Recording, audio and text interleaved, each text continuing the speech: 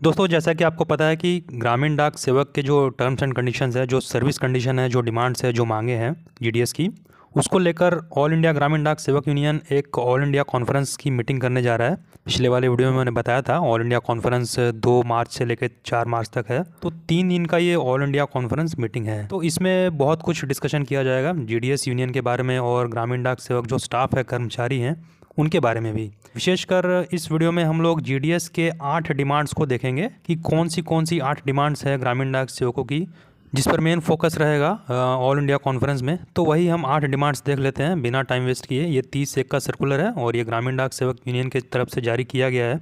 और नीचे आएंगे तो हम देखेंगे जो डिमांड्स है ग्रामीण डाक सेवकों की, 8 डिमांड्स जो है मेन, उसी पर हम विशेष चर्चा करेंगे। क्योंकि बहुत सारे नए नए ग्रामीण डाक सेवक हैं, उनको अपने राइट्स के बारे में नहीं पता होता है कि उनको क्या मिलना चाहिए और क्या मिल रहा है। तो वो भी इस वीडियो में बने रहें और देखें आपको क्या मिलना चाहिए। जीडीएस यूनियन कितने दिनों से इन डिमांड्स को सरकार के पास रख रही है, कोई फ्रूटफुल रिस्पांस नहीं मिल पा रहा है। तो देखिए, सबसे पहले 7th पॉइंट में देखिए, demands to be solve, review on GDS PJCA charter of demands.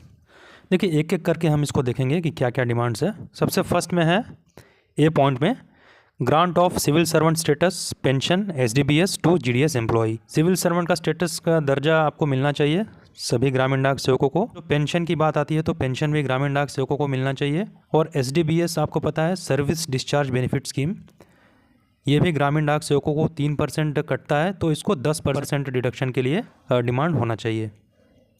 B point में देखिए, grant of financial upgradation for completion of 12-24-36 साल सर्विस। तो ये 12-24-36 का जो डिमांड है, ये बहुत ही इंपॉर्टेंट बन जाता है। खासकर जो पुराने ग्रामीण डाक सेवक है, कार्य करते हैं, अगर जिनकी सर्विस 12 हो गई है, 24 साल हो गई है और 36 साल हो गई है, तो उनको फाइनेंशियल अपग्रेडेशन दिया जाता है।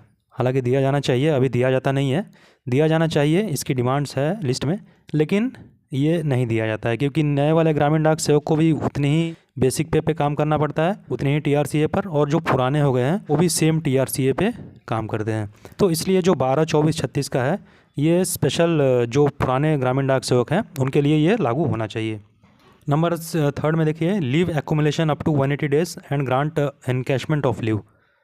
इसके बारे में बहुत बार हमने डिस्कस किया है दोस्तों। 180 दिन का जो छुट्टी है ये मिलना चाहिए और कैरी फॉरवर्ड की सुविधा होनी चाहिए, और बाद में इसको इनकैशमेंट करने की भी फैसिलिटीज़ होनी चाहिए। इनकैशमेंट का मतलब होता है, अगर आपने छुट्टी नहीं ली है तो उसको आप इनकैश कर सकते हैं, उसके बदले में पैसा आपको दिया जाता है।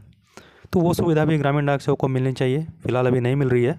डी पॉइंट में देखिए, ग्रांट ऑफ मेडिकल फैसिलिटी, बहुत इंपॉर्टेंट है दोस्तों ये। मेडिकल फैसिलिटीज़ ग्रामीण डाक सेवक को मिलनी चाहिए under CGHS ESI schemes to GDS employees.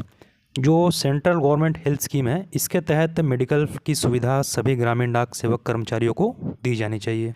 अब देखिए 5th पॉइंट में क्या है, grant of ₹10 lakh compensation to GDS who died due to कोविड-19।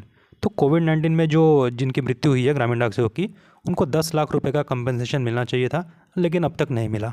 क्योंकि आपको पता है, कोरोना का जब टाइम था, कोरोना काल में सारे ब्रांच पोस्ट ऑफिसेस खुले थे, पूरा डाक विभाग खुला था, और जीडीएस ने खासकर उसमें बहुत मेहनत किया था। और जो लेटर डिलीवरी का काम था, पार्सल डिलीवरी का काम था, ग्रामीण डाक सेवकों ने बिना डरे अपने अपने एरिया में जाकर उनको डिलीवर किया था। 6th पॉइंट में देखिए क्या है, arrangement of group insurance amount up to ₹5 lakh. Group insurance और जो ग्रेच्युटी है, ये 5 लाख करने की मांग यहाँ पर की जाती है ग्रामीण डाक सेवकों के लिए, लेकिन ये अभी भी पेंडिंग है। उसके बाद देखिए दोस्तों, stop imposing unrealistic targets and stop harassment in the same name of business targets. सबको पता होगा कि जो भी काम करते होंगे ग्रामीण डाक सेवक में, उनको एक टारगेट दिया जाता है, ये बीपीएम हो या बीपीएम हो, कि कितना उनको बिजनेस करना है, पीएलआई कितना करना है, आरपीएलआई कितना करना है, और अकाउंट्स कितने खोलने हैं, इंडिया पोस्ट पेमेंट बैंक के तहत क्या क्या काम करना है। तो ये टारगेट हटाने के लिए बोला गया है, और जो हरासमेंट फ्री एनवायरनमेंट में काम करने के लिए डिमांड की गई है। और एच पॉइंट में देखिए, grant time factor to IPPB AEPS MNREGA and other work done instead of incentive.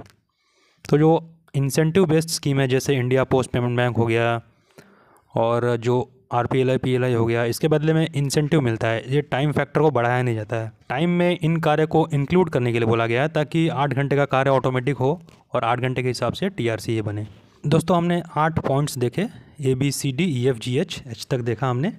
जो 8 पॉइंट्स है ये मेन मुद्दे रहेंगे ऑल इंडिया कॉन्फ्रेंस मीटिंग में। और उसके बाद जो है जैसे ये वाला है reserve 20% PSA post 2 for GDS postman mail guard MTS, तो ये अलग मुद्दा है। ये एग्ज़ाम जो डिपार्टमेंटल एग्ज़ाम देंगे ना उसके लिए ये मुद्दा रहेगा।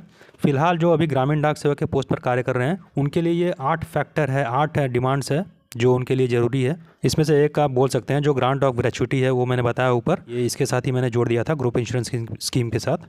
तो 5 लाख इसकी भी होनी चाहिए। जो ग्रेचुइटी मिलती है ग्रामीण डाक सेवक को ये भी 5 लाख होनी चाहिए। फ़िलहाल 1.5 लाख मिलती है लेकिन 5 लाख की डिमांड है। तो ये 8 जो मुद्दे हैं ऑल इंडिया कॉन्फ्रेंस में इस पर डिस्कस किया जाएगा। और जैसे ही अपडेट आएगा मैं अगले वीडियो में लाऊंगा आपके साथ। तो आज के वीडियो में इतना ही, मिलेंगे नए अपडेट के साथ।